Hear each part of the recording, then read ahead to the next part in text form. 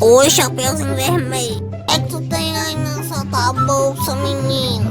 É doce pra minha avó. Por quê? Tu quer? Ui, aí eu quero. Vai comprar.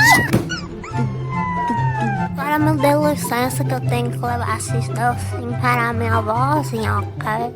Espera aí. Você não vai sair daqui sem lutar.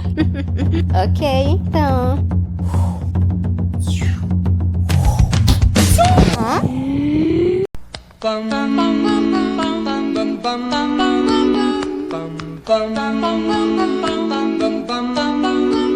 Mr. Sandman, bring me a dream.